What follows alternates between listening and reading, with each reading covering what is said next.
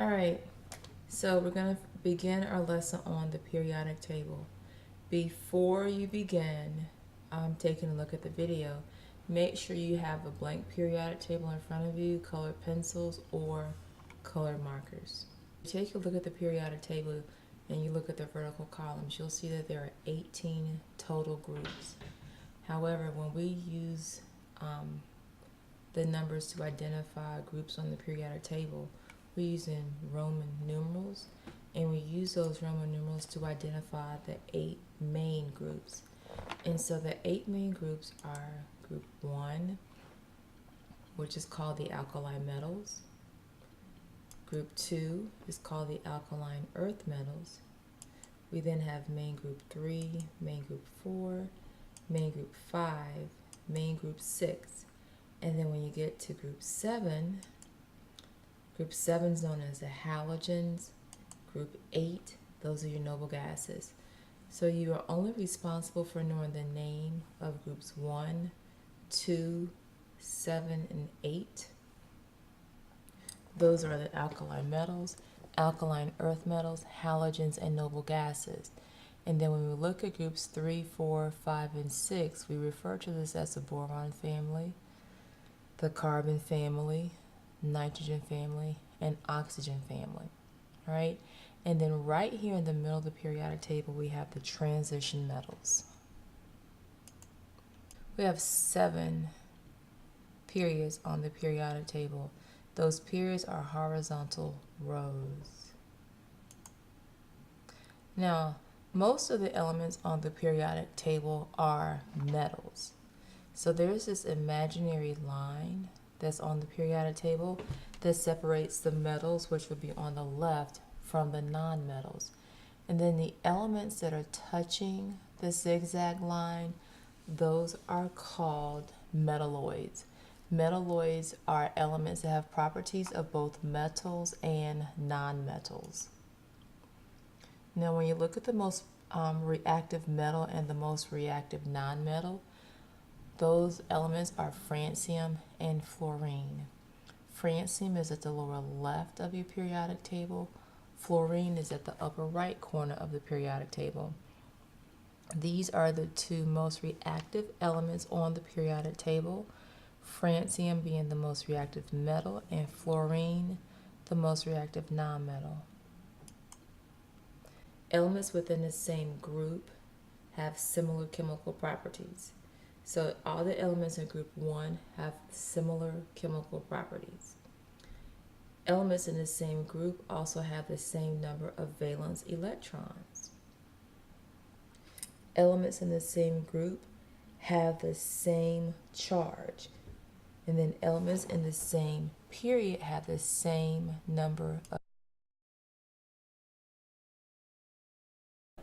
So as we look at the periodic table, which has identified the main groups for you, want to take a look now at valence electrons, charges, and chemical properties.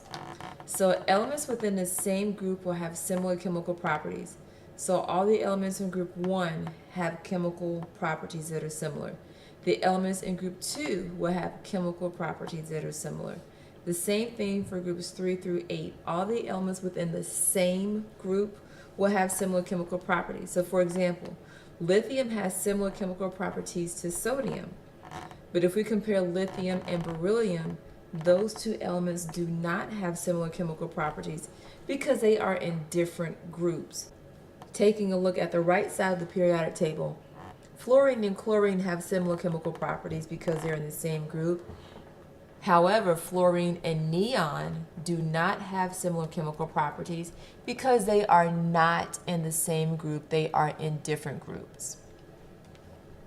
Now we can also take a look using the same information in front of you. If we look at valence electrons. Valence electrons are electrons in the outermost energy level. So when you look at the group number tells you how many valence electrons each element in that group has. So if you look at sodium, sodium has 1 valence electron because it's in group 1. If you look at boron, Boron has 3 valence electrons because it's in group 3. Fluorine has 7 valence electrons because it is in group 7. Argon has 8 valence electrons because it is in group 8. The exception to this rule is helium. While helium is in group 8, helium only has 2 valence electrons. Okay? Now, we also need to look at charge, or the oxidation number. All of the elements in group 1 have a positive 1 charge. In group 2, they have a positive 2 charge. Group 3, they have a positive 3 charge. Now when we get to group 4, the elements in group 4 have a negative or a positive 4 charge. So the difference is, if it is a non-metal, it tends to have a negative charge. If it is a metal, it will have a positive charge. So non-metals are going to be -4, metals will be +4. The elements in group 5, now we're going to go backwards and we're going to do -3.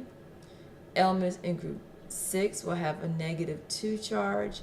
In group 7, they will have a -1 charge.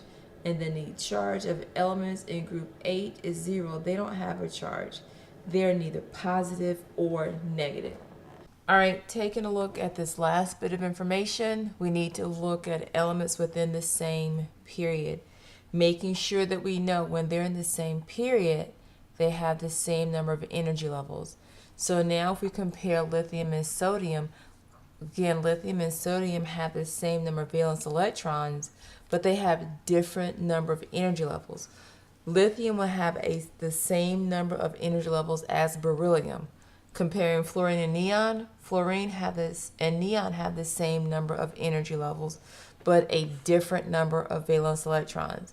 Comparing nitrogen and oxygen have the same number of energy levels, but they will have a different number of valence electrons.